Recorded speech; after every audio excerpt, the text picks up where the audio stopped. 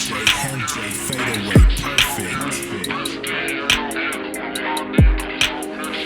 the League Beats. I watched a documentary over the weekend called "The Glitch in the Matrix." It's on Hulu. Highly recommend it. It's kind of like this, but it's actually kind of like a subtopic of AI, which is simulation theory. So, like, are we in a simulation or aren't we? Like right now, like that shit is a part of AI, because, like, I guess thinking of anything being autonomous that could somehow be controlling us is kind of like where AI could end up at some point or something. I don't know. I'm not explaining it very well. Very influenced. We're easily influenced. We're easily manipulated as human beings, like, to a certain extent, until you, like, take away our pleasures, and then we're like, we revolt. Like, it's over. We're taking this shit back over. So I don't know, man. I feel like, I don't know. I think that AI is something we got to keep our eyes out for. But I feel like in an infinite universe, everything that can happen will happen. So I feel like eventually it's going to become sentient, and in one, like in one future, it takes over, and, the benevolent dictator, or no, so malevolent dictator. And then you have, the opposite, where they kind of cure man's ills. But here's the thing. Here's the question. So say we're able to utilize, like, AI or some super intelligence. Does that get rid of, any kind of darkness? You know what I'm saying? Like, I feel it creates darkness. It creates. Yeah. In utopia, the idea of utopia. So when the whole thing, when AI starts, like, it's already happening. Like, China's probably going to overtake the US and AI, like, at some point, and, like, it separates, like, so, like, you have, like, all the social classes, like lower, middle, higher classes, of wealth or whatever. It separates all that a lot. So all the wealthy people who have all the AI power have a lot more control, and it becomes really dark and dystopian reality. Yeah, you know what? And that's what's happening now. Like, look at TikTok. Like, TikTok's creating all these algorithms and stuff to people to flip through. Like, they don't. And the crazy thing is, like in China, like, the people in China don't get these crazy Western TikToks that we do, where it's like people being crazy, people making like a big fool of themselves and, like, trying to get likes and stuff. Like, it's a different. It's so crazy. All this stuff is so crazy. You get so many directions, so many things to talk about. And I think the reason why, like, we're so afraid of AI is because we're projecting our own characteristics in the way that we maneuver as humans and have throughout history. Because it's like, we like to conquer, right? So we think that if we're creating something that'll eventually conquer us, that instills fear, because it's like, oh shit, like, it's something that is vastly smarter than us. It does. I wouldn't think that. I would not think that a sentient, artificially intelligent. How can you say something is artificially intelligent and sentient at the same time? You have to do salvia. It's beyond me. You what? You have to do salvia divinorum. Yeah, dude. Yeah, honestly, then you'll bro. be like, oh, this shit's kind of like. So, like, when I did that, I became a mailbox, and I felt like being metal, having a metal head, and, like, having a wooden body, and, like being just nothing, and, like, unable, like, the textures and stuff, and, like, the energy. It was just like after I did that shit, I kind of changed my idea of consciousness. I was like, a rock could be some level of, like, consciousness that we don't understand, Dude, well, yes, because everything has a different vibrational frequency, right? Yeah, it's just vibrating. Yeah, it might. It's hard That's to why explain. music Like, is so cool. We have minds that can, like, see 3-dimensional and stuff. It's just, I don't know. Yeah. That's why music is so think dope. that there could be something that's simulating that too. Yeah. I mean, think of the processing power of that. If this is a simulation, that, like, everything that you are seeing is somehow a simulation, think of, like, the computational power that it would take to do that, because our bodies and stuff are already, like, a brain is a computer. you know? Mm-hmm. It's just not, it's not like the same type. It's not like, it's an organic computer rather than, you know. Computers are based off the brain, you know, like they're part of our like neural architecture, like kind of in a sense, you know, I mean, like, the way they work is kind of like 100%. Yeah. Dude, so elementary sense, but then there's also like this randomness that kind of gets thrown in the mix, like through your thoughts, right? They kind of come across that that is so interesting, right? Like how your thoughts and your consciousness changes. Oh, dude, that's in your environment, and just as you move through time, you're just like, dude, you like, meditate. I mean, like kind of overlaying like your own world onto your physical reality, like, and like depending on what's loaded in there, like what's loaded in your like view of the world, like determines what you're gonna do, your actions, and it determines ultimately where you end up. You know, dude, you meditate, right? Like every day. Like the meditation for me at least has like that just makes that so much more like simple and clear, like that, because like that the whole thing with meditation is kind of like seeing the ideas when they like literally form in your head, like, and being conscious of it, you know. And it's weather. It's like mental weather, you know? Kinda, yeah. You know, it's so fucking crazy. It's so crazy that this topic like it encompasses all of this shit. It basically is like the existential crisis of existential crises. Yo, I gotta thinking about thinking, you know. Just like, I mean, it's meta, dude. Meta, dude. I'm gonna send you guys this fucking video, meta, bro. So like, I gotta send you guys this video. This shit, like, it's basically like this. You know how the CIA did a bunch of like research on like our reality and like different dimensions and like what was it called? The gateway process. No, Ultra. No, that's MK Ultra. MK Ultra. I'm talking about astral projection. MK Ultra. Oh, okay. It's more mind control. Like, got it. Getting people to do stuff that they normally wouldn't do, and then some triggers them, and then they can, you know.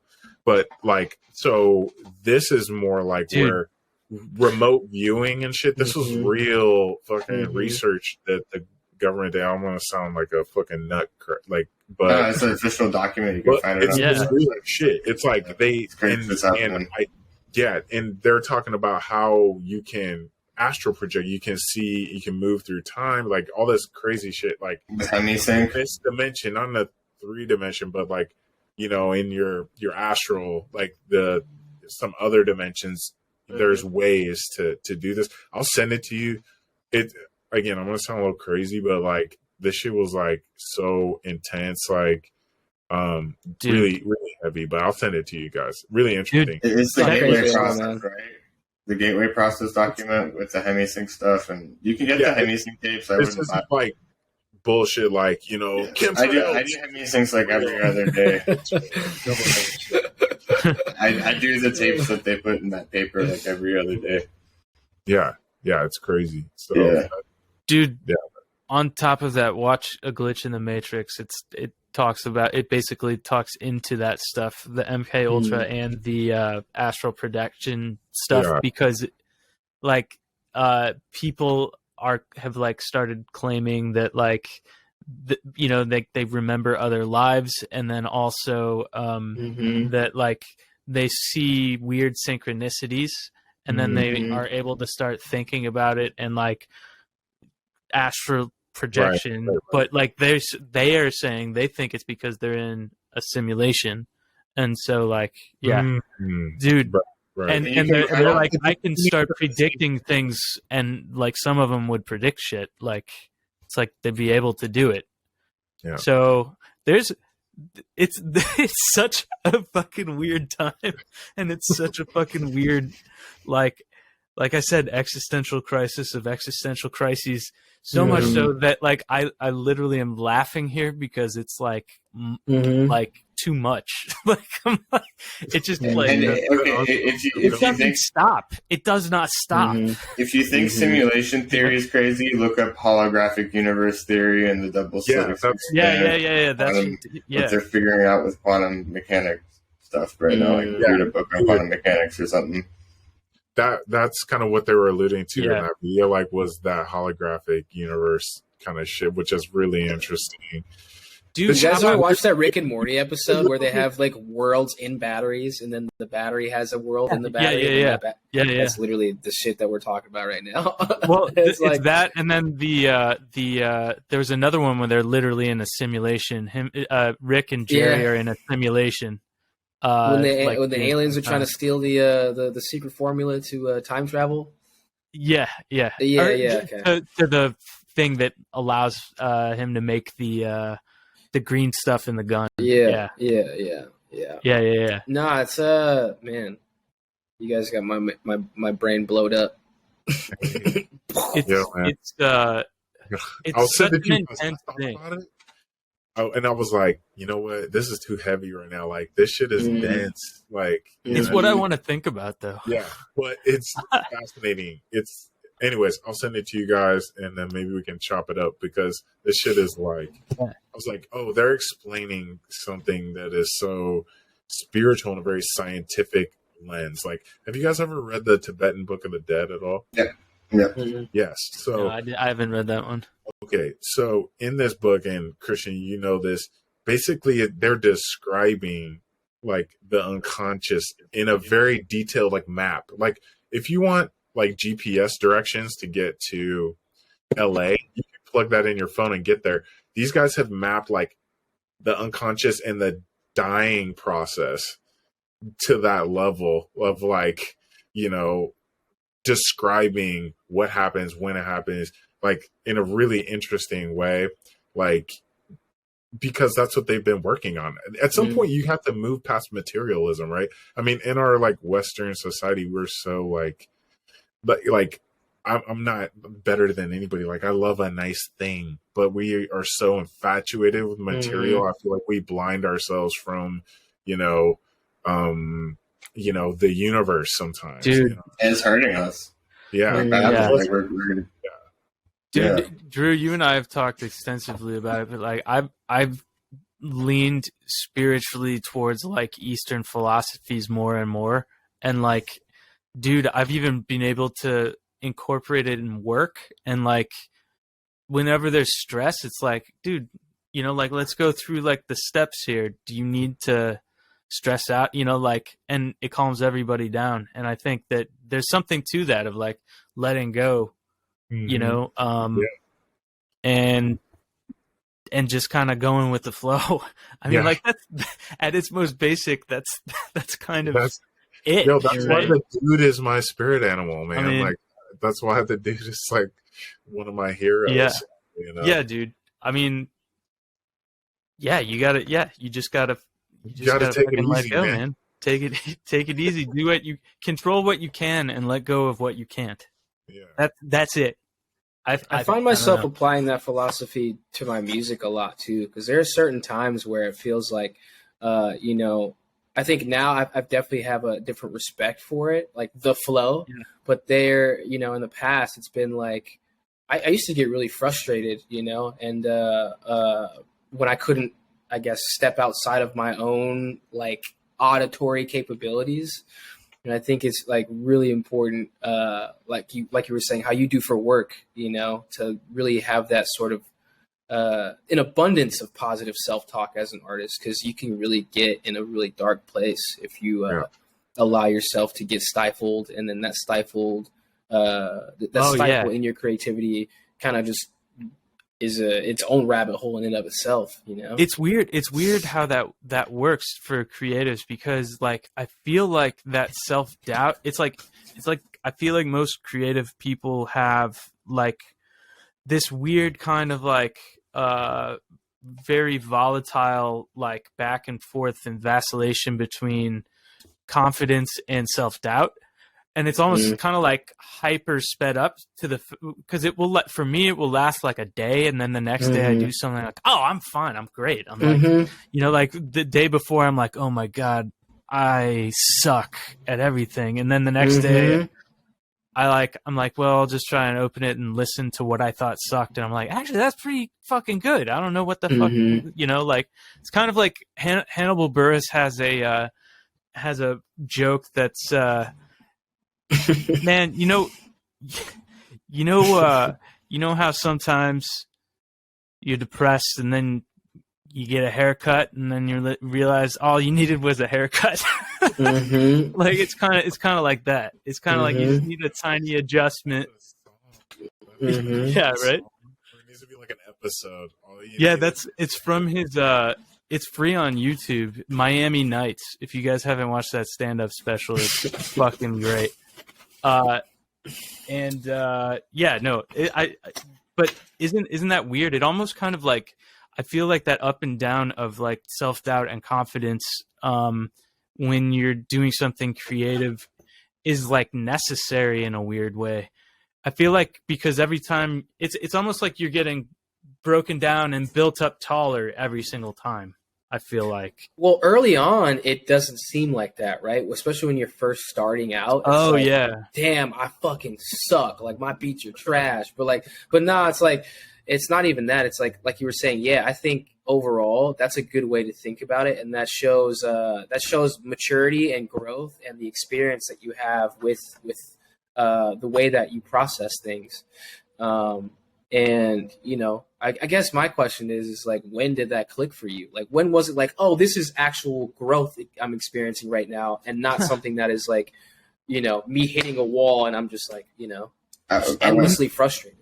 I went from the FL Studio demo to Reason 4.0 pirated when I was young, and that I don't know that I couldn't do anything good in the demo. Like, I had all these ideas and I couldn't track them out and save them and really go back to them. And then when I finally could save it and use everything that the program had to offer, it all clicked. It was definitely a like struggle before that. Like, so for you, it was like an environment change. Yeah, it was just like months, like just messing around with FL, just you know, just not knowing what I was doing. I didn't even know what a producer was. Like, I didn't get into like producers and like my, you know, like the first producer I really got into was Jay Dilla. Like, I didn't really get into him until like I'd already messed around on FL for a while, and like DJ'd a bunch and stuff, and was listening to electronic and stuff, and I don't know. Dope. Yeah, man, FL is sick, but it's definitely one of those DAWs that's like, and I don't know why people always shit on it, but like, it's actually pretty difficult to like get to know, just like any DAW is, you know. So like, if you don't. And I really do think it depends on like how you like your stuff laid out. Like what kind of person you are definitely pertains to what DAW you use. Because like Ableton to me looks, and the more and more I get introduced to it, the more I'm like, oh, this is incredible. This is like it's a wonderland of endless possibilities. But I know the layout of FL so well because I spent that, dude, it took me about 2 years straight to actually like really make shit that sounded good. And even now I feel like I'm not even like I haven't even really scratched the surface of like how good I could really make my stuff sound, but it's starting to sound the way I'd like it to now, which is nice, you know. Like there's nothing like that feeling when you like make that first beat that's like, oh shit, this came out exactly the way I had it in my head, and then it's like, oh yeah, let's fucking go, you know. So that's cool. That's cool. So for you, it was FL, and then for you, what about you, Rekkids?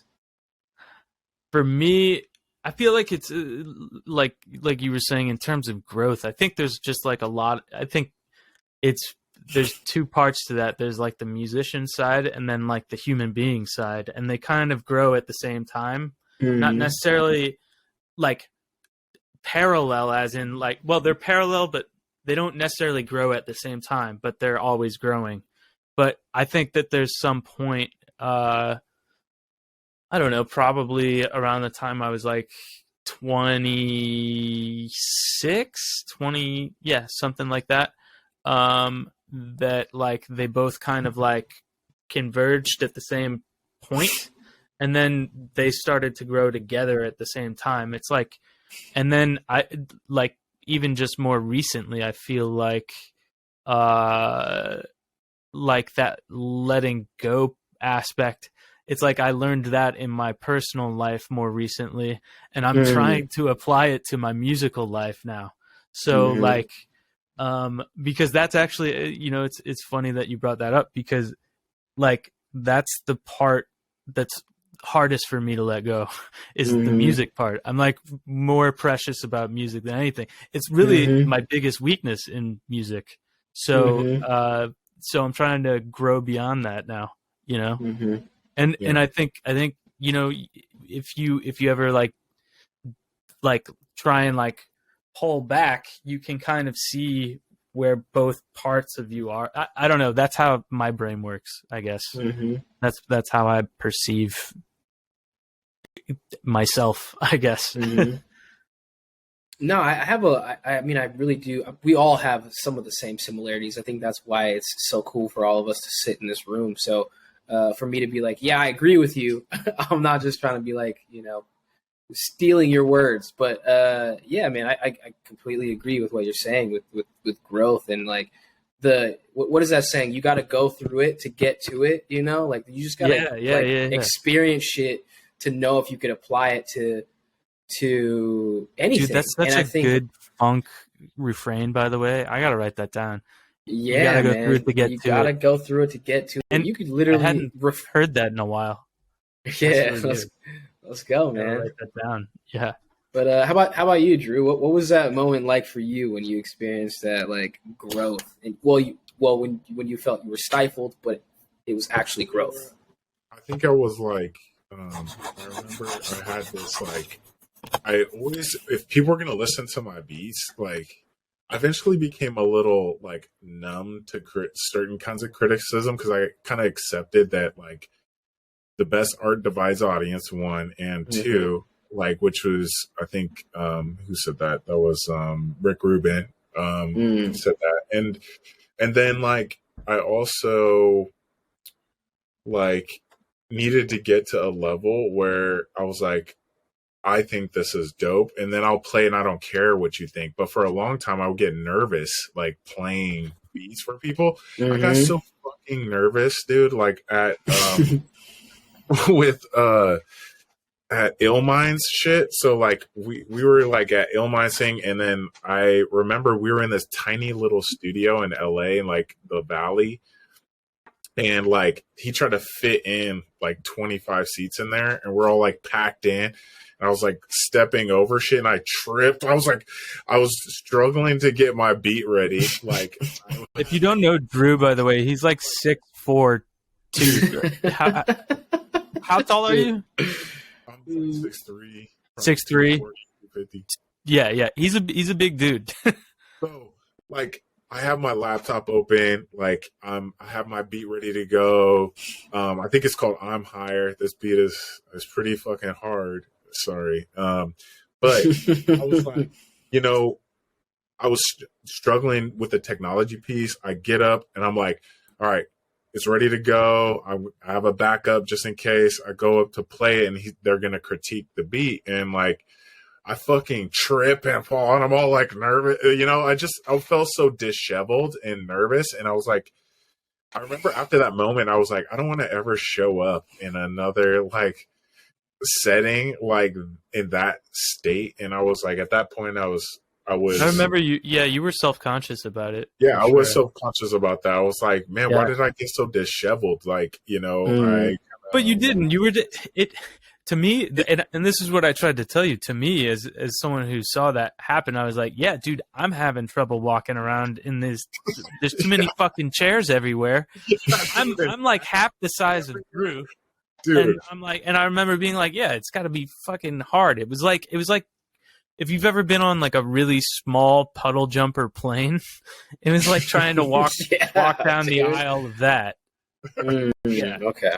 Yeah. So it was like obviously a minefield, but I just remember like the way I felt. I felt like nervous, like I was on stage. This is my moment. You know, I felt like, you know, it just looked like you tripped. There's like that was all. Yeah, and you know, it was a trip, whatever. But I remember in that mind how it resonated with me was I was like, I don't want to feel uncomfortable. I need to find some comfort level in myself. If I'm it was bad energy for you. I want to put like confident energy out there, like, because you fuck with it or you don't. That's cool either way. But so I'm like, you know, but I know that I can rest if I knew I did my all and I think this shit's dope, then I think this shit's dope. I really don't care.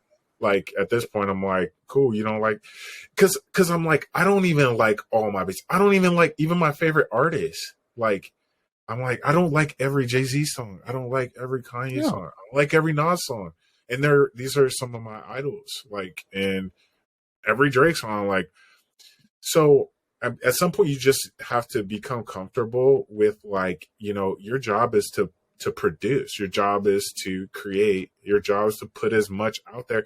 And some stuff's going to stick and will stick forever. And some stuff is going to pass through the sands of time, which ultimately everything else does. So I'm like, you know what? Like, put shit out and, you know, and let go of it. You know what you're doing.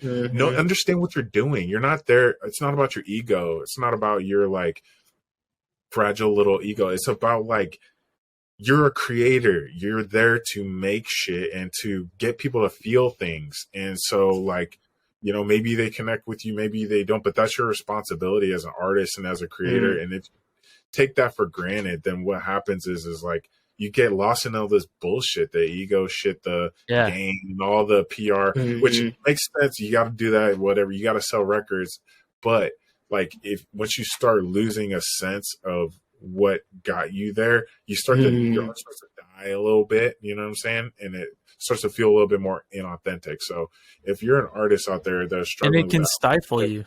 Yeah, tap in, man. Tap into that.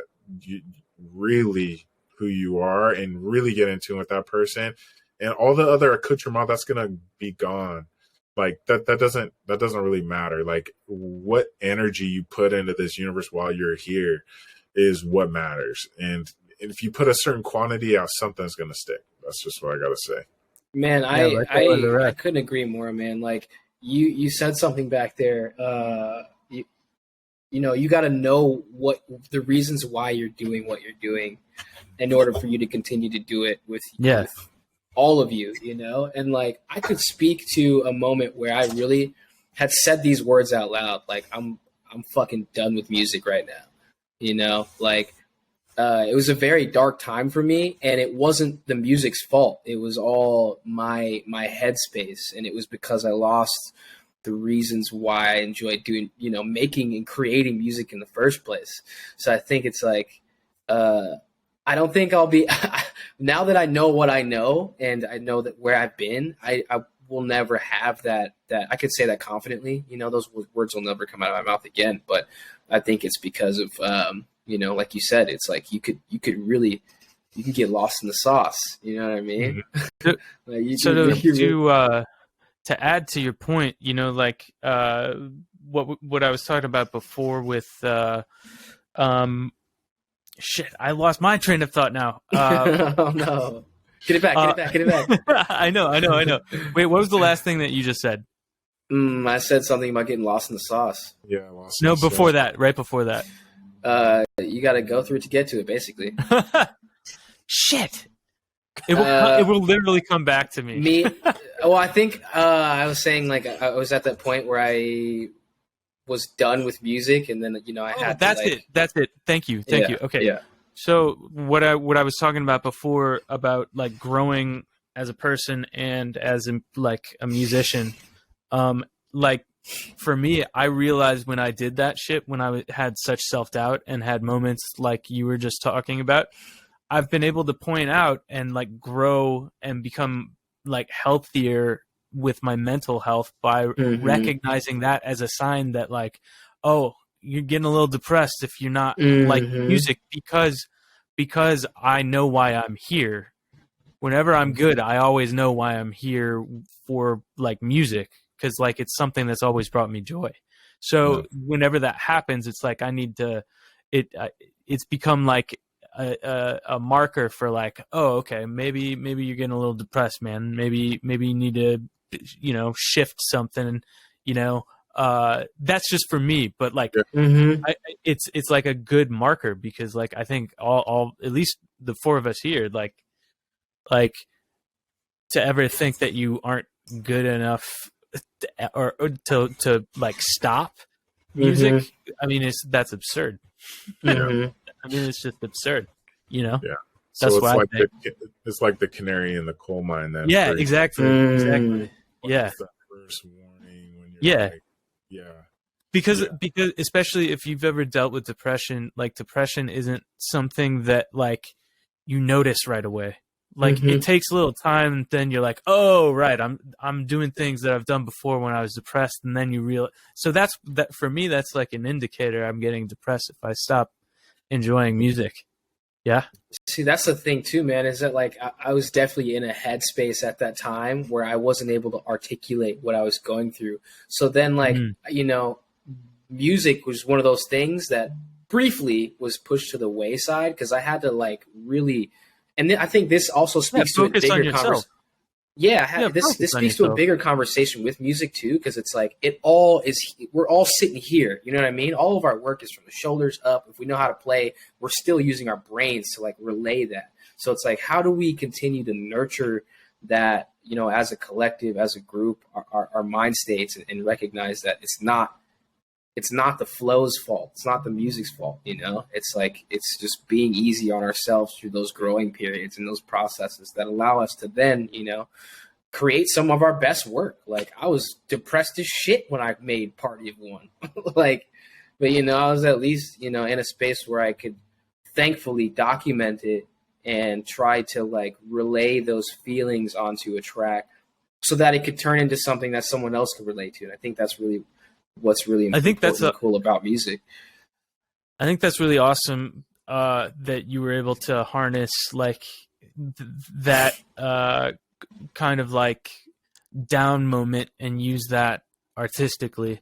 I finally kind of started doing that more often, and actually it's really therapeutic for one, and two, it's actually I find that some, at least like as far as poetically, I'm a lot more in tune in those states somehow with just like my own feelings, I guess.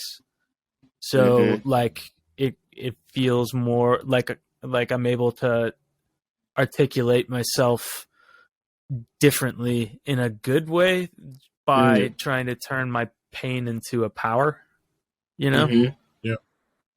Or at least a conduit to you, like trying to figure out what is actually going on with you. I feel like that's what like writing has done for me. It's like the more I write things out, the more I try to play it out, the more it's like, oh, bing, like, that's what you're there for, right? I mean, like that's why you exist, is to somehow like convey a message to others that will ultimately resonate, and we just choose our medium as music, you know. And like I just think it's really interesting how like I think music chose us as the mediums. Yeah, right. Well, I mean, you could say that. I mean, it's a vibration, so energy, whatever, you know. But just thinking that, like, you know, when you are sad or you are like, and I'm not. I will say this: I'm not super into sad boy music, but I'm not in a sad boy mode often. So, or you know, like I know that's just not my thing right now where I'm at in life. But I will say, like, you know, if you can harness that energy, like, and you're gonna touch somebody. You know, somebody's gonna relate to you because you know you're human and you're just another. Like, I thought of one. I can't remember who said this, but like, if you think of humanity like kind of a stained glass window, like, and light shines through, and everybody's like a different color, and they kind of make up this beautiful design of humanity, and we're kind of all doing that. So just let the light shine through, whether it's like, you know, a tough time, or whether it's like, you know, the best day of your life, you know, let that light shine through, and hopefully you can manifest it in this, you know, dimension, and you have the skills to be able to do it. You know, that's where honing your craft, whether it's singing, rapping, whether it's, you know, producing, like, You know, I mean, it's like literally therapeutic for me though. Like if I feel weird, even if I get too high, if I just start playing music, I feel better, like immediately. Like it's super therapeutic. Just the act of doing your craft is therapeutic. I think, at least for me, it is. For me, it is. I think there's a visceral quality about doing it that is able to soothe. Like kind of like whatever's kind of troubling you at the moment, I think, and a lot of times. Yeah, man. Yeah. Well, tap in, bro. Tap in. That's the move, man. Like, I don't know. I feel like that's a good closing point. Yeah, we got a good piggyback there. That was a good one. Yeah. No, that was great. I felt like that was almost a whole nother episode, to be honest. I know, right? About 40 minutes almost. Yeah. I'm glad we kept that going because, by the way, we could probably talk about the AI thing forever. Maybe we should make a whole episode to, like, let's stay on AI because it's so big, like it's such a huge fucking insane sprawling topic. We need your feedback. Like, give us a heads up. What is that? We need that, bro. If you fuck with AI, let's talk about AI. I mean, come on. Yeah, man. Or and send maybe we can do something where we ask people to create album covers with an AI generator. It's kind of interesting. That'd be fun. Have you guys seen the? Oh god, it's a whole other thing, man. Well, I'll still away though. Toodaloo. Toodaloo. TTL. Toodaloo. MJ, Fadeaway, perfect.